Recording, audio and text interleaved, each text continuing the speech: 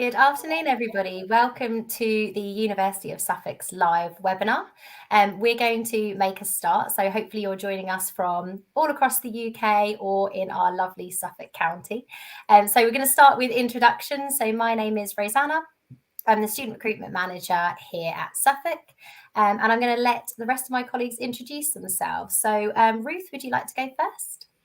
Certainly. Hi, everyone. I am Dr. Ruth Flaherty. I am a lecturer in law here at the University of Suffolk, teaching on several modules, including land, equity, intellectual property, and EU law, and our new family law module coming up in the new academic year.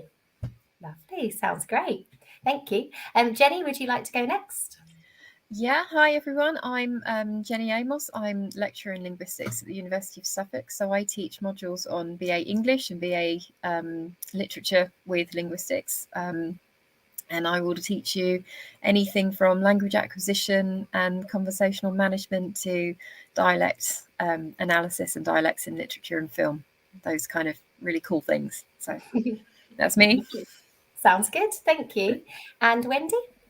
Hello, everyone. My name is Wendy Lecluse. I'm the course leader of the BA Childhood and the BA Childhood Primary Education with QTS. I do a bit of everything, but I teach on any language-related and child development-related modules, on the academic skills modules. So students see me, throughout their degree. I pop in and out of their lives. So yeah. That's me. Sounds nice. Thank you. And Viana? Hello, everyone. My name is Viana. I'm a student. I'm a second-year student doing diagnostic radiography. So I'll be talking about student life, and I'm also a student ambassador. Perfect. Thank you so much. We'll also be joined in a few minutes by our colleague Nora. And once she joins, I will let her introduce herself as well. So without further ado, to anybody that's joining us, if you do have any questions, please feel free to put them in the chat box. We'll be happy to discuss them at the end. And without further ado, we'll just get going, I think. So would you all like to tell the audience today what your course involves, what sorts of modules that they can expect? Are there any optional modules? We'll get started. We'll go in the same order. So we'll get started with Ruth, if that's okay. Okay. Well, again, hello, everybody. I teach on the qualifying law degree LLB courses here at the University of Suffolk. We have several qualifying law degrees that are all accredited by the SRA. We offer law with criminology, law with business, and law with politics as joint honours programs. Each of these courses, you have a small cohort of around 25 students in your year, which is brilliant because it means that you get really individual attention from your academic team. We know you, and you get to know us really well. In relation to modules, we offer all, of course, the qualifying law modules, for example, criminal law, EU law, etc., etc. For example, we offer tort law, which is taught by an international expert, Dr. Riley Willis. What I'll do is, as I talk through the modules, I'll introduce some of our course team as well. So Dr. Riley Willis has been working in the field of international human rights for many years, including with people like the WHO and the UN. We also offer things like land law, of course, with great links with the Hold, which is right next door in Ipswich. And we've had a good experience of things like looking at deeds for historic areas of Ipswich, including Benjamin Britten's land ownership deeds, which was very exciting. And trust law, which is co-taught with a local qualified lawyer. We are well linked with local legal employers such as Burkitt's and non-legal employers such as County Council and Citizens Advice. Then going further afield, as Rosanna said, if you look at the optional modules that we offer, these are actually all taught again by exciting and industry leading experts. For example, you could do dispute resolution, taught by Anthony Wooding, a local law lecturer with over 35 years practice as a solicitor, 8 of which as managing partner. I teach intellectual property law, I'm an international expert on online creativity and the application of intellectual property laws to the way we interact online. I also, that's one of the modules where we have a strong use of technology. We do this across the course, but IP has a strong use of 3D printing. I know that came up in a previous live show that was done and questions were raised about 3D printing. I have very good links with the Innovation Lab on campus. For example, I have some things here that they've created for me in my teaching. I have a little minion. He's called Spider Ken because he is a minion dressed as Spider-Man to talk about issues with branding, with trademarks, and with copyright as characters. We have criminal procedure and evidence options taught by Dr. Stephen Coleman, who's an expert with many years' experience as a senior Crown prosecutor at CPS. And then the two newer modules, clinical legal practice and community legal education, which are brilliant practical modules, where you can either go into a university organised placement with partner law firms that we have locally, or the Citizens Advice Centre. And that tends to be very good for employability. Also, a lot of the students that do that module end up in placements or indeed employed by those firms later on in life.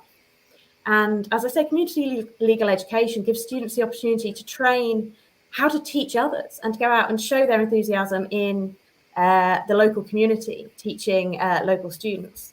We have others, and if you want to know the full range of optional modules, I'd recommend going to our webpage for more information. And then I just want briefly to talk about some of the extracurriculars as well that we offer. So we've got the Legal Advice Centre that we've just set up, which is run by Eleanor Scarlett. And it opened earlier this year, with a soft launch in February 2022. They've had 22 inquiries so far that they've dealt with. Of the clients, they've advised things like business startups, family law issues. They've made legal aid referrals, and signposted clients to various agencies. Student volunteer advisors have produced advice letters. And this gives students a brilliant opportunity to experience the law as they go, which you wouldn't necessarily get at another institution. This is all done, of course, with support from the director, Eleanor Scarlett, and then partner solicitors from local law firms, which again gives students the opportunity to really embed their employability within their degree. The advice sessions for that are starting up again on the 27th of April, and they'll run every Wednesday for the next 4 weeks. We also have things like the David White Memorial Trust mooting competition that's judged by retired Ipswich Crown Court Judge H.H. Gooding, who was a resident judge at Ipswich Crown Court from 2009 to 2017, which gives students the opportunity to practice advocacy and client handling skills. So we have a really passionate small team that really works on engaging with our students holistically and developing their ability to, as graduates, go out into the world of work, to be employed, but also to have fun while they study. That sounds great. Thank you so much. It's made me think I'd quite like to study law, actually. Your lecturers sound very engaging, and it sounds like you've got a lot of real world experience as well, which I think for a student is one of the most important things. And actually, we'll come back to that later. I'd quite like to know from everybody about careers, but we can talk about that later. Thank you so much, Ruth. That was really great. So let's move on to Jenny then, please. Can you tell us about your course? Hi, everyone. Yes, so like Ruth's team, we're quite a small team in English as well. We've got 3 main degrees that you can pick from, but what we like to think is quite a nice part of what we do in English at Suffolk is that everyone in our first year will start off exactly the same. So it doesn't matter what type of background you're coming from, whether you're coming from more of a creative writing background, whether you're a literature background, or whether you're following obviously my interest in linguistics and you're coming from A-level English language, perhaps there's something for everyone in that first year. It gives you that chance to try something new, and then also see how all of these different ideas kind of bleed into one another and influence one another, and how does your language analysis help your creative writing and vice versa, that kind of thing. And then at the end of your first year, that's when you can decide what you really want to specialise in, whether you want to specialise in your degree of literature with language, or literature and linguistics, or literature and creative writing. So you have that opportunity to then sort of decide whether you like your linguistics or whether you like your creative writing. Or you might decide that you're sort of on the fence a bit and you like a little bit of writing or script, screenplay writing, and you like a little bit of language, and you don't really want to pick. And then there's your third option then of just BA English, and that gives you the optionality across both disciplines. So we're one of the few departments in the country where you have such degree of optionality between those three strands of linguistics, writing and literature. Many other universities that you'll look at will find that literature, for example, is in a completely separate department or a completely separate school, and so you can't mesh them up as easily. So that's something that we like to think is good for us. And Nora's here. Hey, Nora. So everyone kicks off the same, and you have your creative writing modules, intro to linguistics modules, introduction to kind of literary criticism and poetry, and those all round good things, before you then move into your second year, where you've got modules such as my own, as I mentioned before, where you've got looking at language development and disorders in a very kind of psycholinguistics type module, learning how we read and comprehend language. And generally speaking, I get my students to do lots of experiments, lots of data collection, have lots and lots of fun. Because in the same way that Ruth was saying, one thing that we really believe in our department is that we want our students to go out there and do it. We want you to do what you're studying. What's the point in just reading about it, right? Go out there and experience it. Our writing students are encouraged to enter competitions. We have a few in-house competitions as well. They get involved in poetry recitals, and we have really strong links with the Wolsey Theatre and Red Rose Chain, and our students do a lot of work with those institutions as well. So we really like our students to actually do what they're passionate about, and this carries all the way into your final year as well, where we do have a couple of professional practice modules as well. We have one in education, where our students will undertake a placement in a school setting and get to learn about theory and practice and complete a research project of your own choosing. And we have one in writing as well, where we get to essentially send our students, working, our students have worked everywhere, from helping to organise the Spill festivals to BBC Suffolk and Ipswich Star newspapers, and really exploiting those local ties with that. So you can get a taste of that career that you're thinking about in a nice kind of safe environment, because then you might find that it's not for you, in which case you haven't lost anything, you haven't wasted any time, but you've got to go out and experience it, so we're very sort of keen on that. Within our team, you have people like myself who are active researchers and publishing research, but you've also got, like my colleagues Amanda and Dara, who are professional writers. They are published authors. Dara has 3 books, Amanda has 2. They are doing what they're teaching, and that's what we love about it. Again, they're not people who are so far removed from what they're teaching that they can't remember what it was like to be a student, or whatever. They're actually out there doing what we're trying to get you to do, so we're 100% student satisfaction, and we're 8th in the Guardian League table for 2022, so we're doing pretty good, I think. So welcoming any questions around any of that from anyone who's interested. Lovely. Thank you so much, Jenny. And I think that's a really important part that Jenny said, actually, is having a course that allows you to have a little taste of everything and see what you really like. And I actually found that with my degree. I did psychology, and I found that I had a little chance to try everything. And towards the end of the second and the third year, the things that I thought I would enjoy, I enjoyed less, and some other things I actually really enjoyed, and then sort of went on to do that. So it's definitely an important part if you're thinking about it as a student, to try all different types of courses, different types of modules and things like that. So perfect. We'll move on to Wendy, but I do want to say hello to Nora as well. So Nora, do you want to just quickly introduce yourself and what course you're on? And then we'll do Wendy's introduction to childhood, and then we'll go back to you, Nora, to tell us more about your course. So do you want to do a quick introduction? Yep, of course. Yeah, so I'm Nora Duckett. I am a registered social worker, and I'm also a social work lecturer on the social work course, and I'm also the course lead. And sorry, I'm a little bit late. So I was a bit stuck in traffic. I've just been travelling from Suffolk to London, actually, and I just caught the tail end of Jenny's presentation, and I definitely want to do that course because it sounds brilliant. So yeah, sorry I'm late, and look forward to talking a bit later on. Lovely. Thank you so much, Nora. Okay, Wendy, would you like to introduce us to your course, please? Thank you, Rosanna. Yes, I would.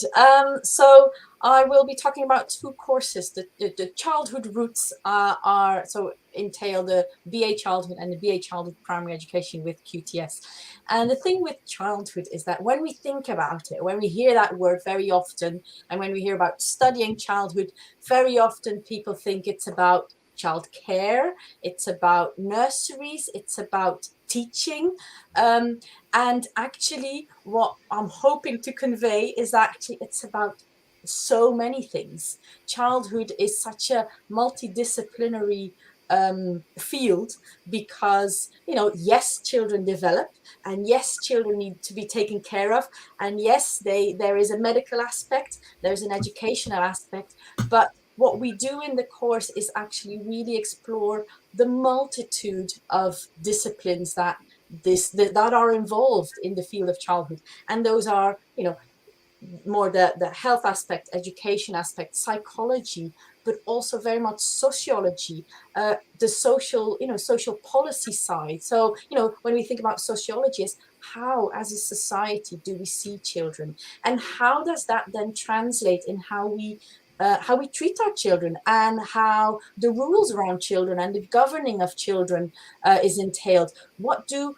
when we think about education, what do schools do? Not just what do we need to teach our children, but what do schools as an institution actually mean? Where do they sit? What do they do to our children? And what does it tell about our society? So we really unpick childhood in all these different ways. We have modules on, which look at the history of childhood and how we have evolved and how we see children as a society. So within the BA Childhood, you have an opportunity to really explore all these different dimensions, particularly in the first year, where all the different disciplines are tackled. So we have a child development, or a child psychology module, we have a health module, we have an education module, a sociology module. We also very much want to train our students or teach our students to think about the diversity of childhood, and that that we know one type of childhood because also we all were children once, and it kind of means that we think we know what it means, but within the course we really want to help our students critically think about, so what are our concepts of childhood and what other childhoods are there. So the BA Childhood really allows, so in that first year, to get those fundamental ideas of all these different disciplines, and those different disciplines are represented in our team. So the team consists of me myself, I'm a speech therapist. We have a pediatrician working in our team. We have sociologists, we have psychologists, we have teachers, we have creative therapists. So we have a very diverse team, which allows us to really talk about childhood in all these different ways. And then in our second and third year, students, because students are most of our students come and say, I want to work with children and families. And then, but there are so many different ways that you can do that. It doesn't mean that you all have to become teachers or child psychologists or so we then have pathways, option modules really, that allow students to choose. And our pathways are education, which is for the students who are more interested in going into that, maybe becoming teachers. But we have a pathway disability, health and well-being, for people who really are interested in child development, but also in, you know, what happens when children, you know, what kind of support, what kind of therapeutic working, but also, you know, how do you work with children and families, you know, around in this area of disability, health, well-being, SENS. And then we have our society and welfare, which really explores the welfare ideologies and the social policy about, you know, what are the laws around families, around children, the policies, how do we govern, you know, children and their families.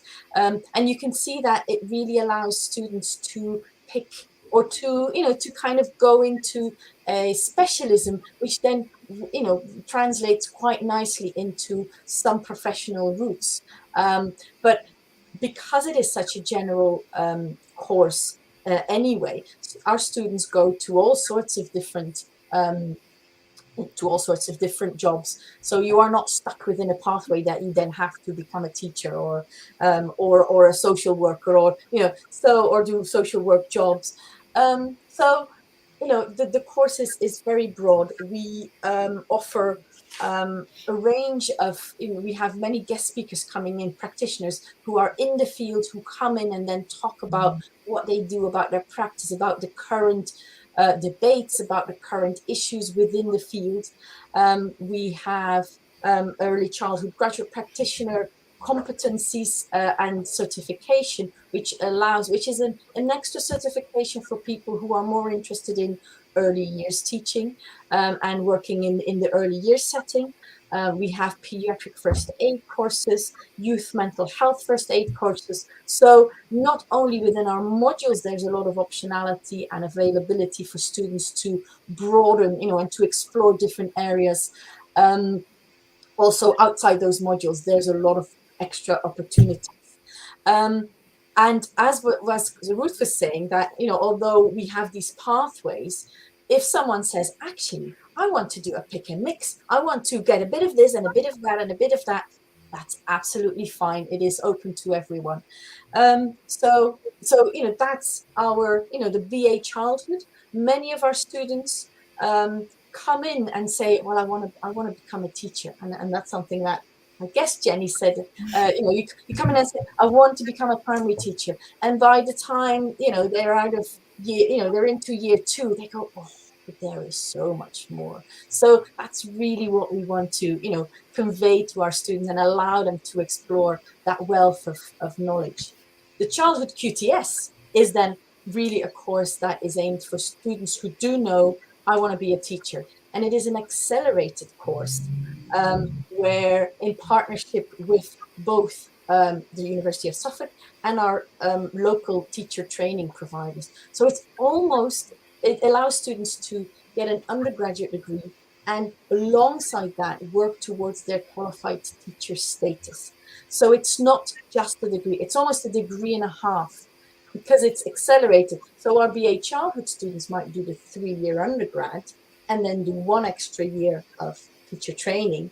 The QTS route allows students to do that in 3 years, but it comes obviously with the caveat that it is this, you know, it is this extra, you know, this very much this accelerated course, and is really, it's a selective course where, you know, for students who have quite particular entry requirements, who are, and, you know, so it is not a course for everyone, because actually for some people, or for most people, you know, the BA childhood will give them that really nice grounding and allow them to then go on to teacher training. But the QTS course is, you know, does everything in one go.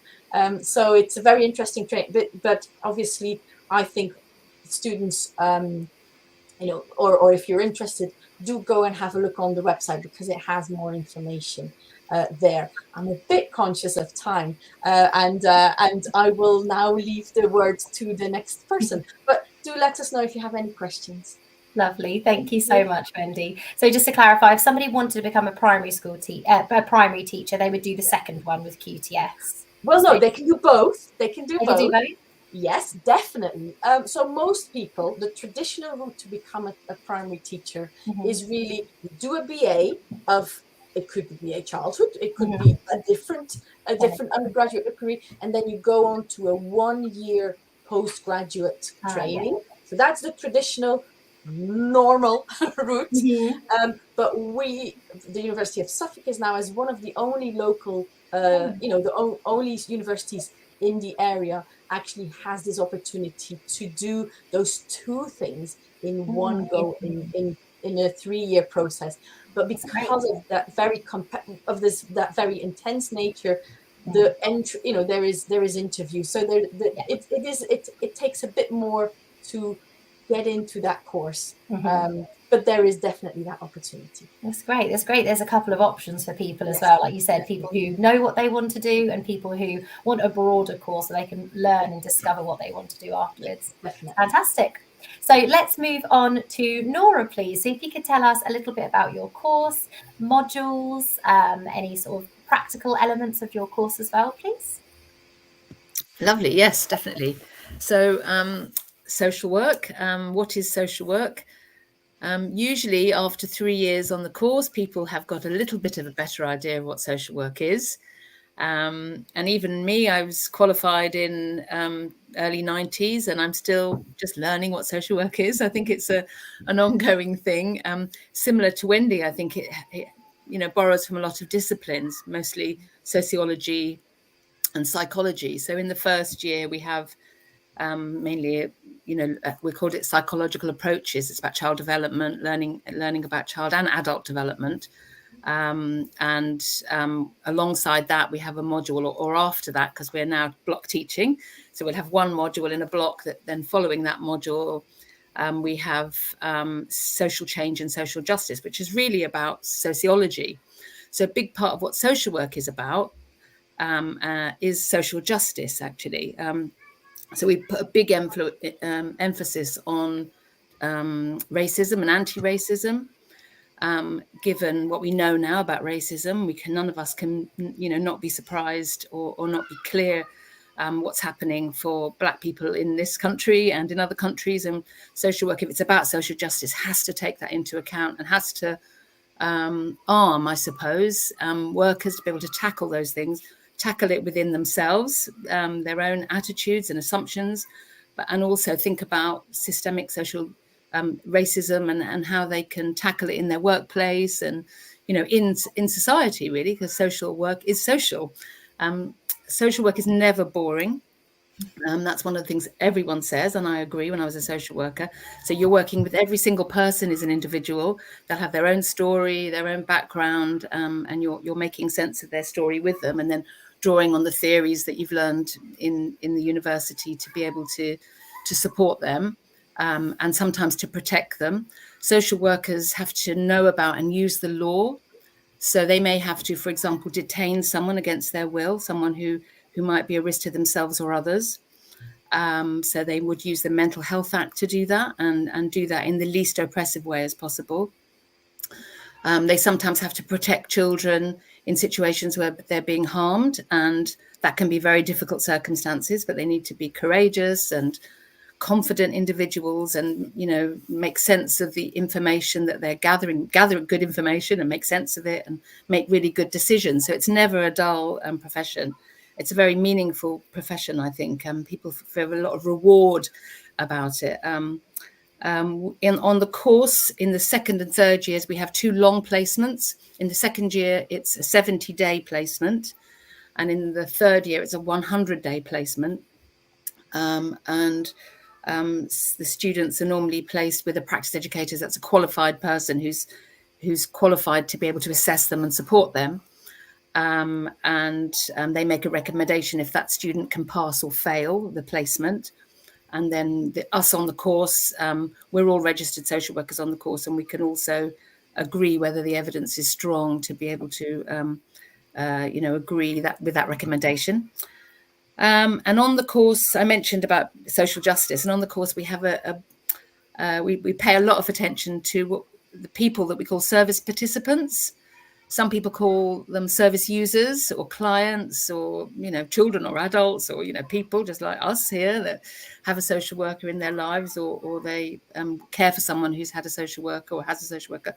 And we listen to them. We put their voices at the forefront of what we do. So, and that's about social justice as well, listening to the people that this really counts, this really matters to, and then actually doing things in relation to what they tell us, to change the course, change the curriculum, so things like that. And we're also part of a teaching partnership, which is with Suffolk County Council, Norfolk County Council, and the University of East Anglia. So that teaching partnership is really important because it means that we have practitioners coming in on our course. They talk about what they're doing, and they also provide the placements for the students. So that's a really helpful arrangement, and it makes the course excellent, really, that people come on and get an excellent experience, very supported placements, very good experience so they're able to do that job, that difficult job that I mentioned about supporting and sometimes protecting people. That needs to happen. And that is the end of my presentation. Thank you so much. And Nora, social work doesn't sound boring at all. It sounds extremely admirable. For the people that can do it, it's an amazing job. It's working with so many different people. I think it sounds incredible, to be honest. Obviously, I'm in my element because this is social sciences, so I'm pretty happy.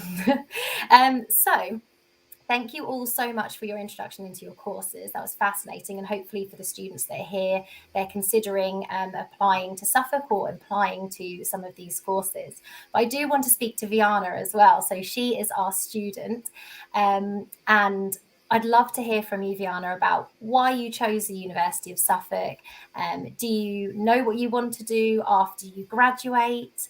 How have you found being a student? What year are you in? So just give us a couple of minutes summary about your time at the University of Suffolk, please.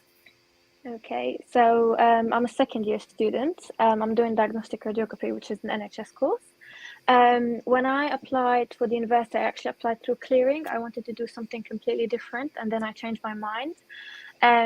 I come from London, so I wanted somewhere that is not far from home, but quite different vibe from London.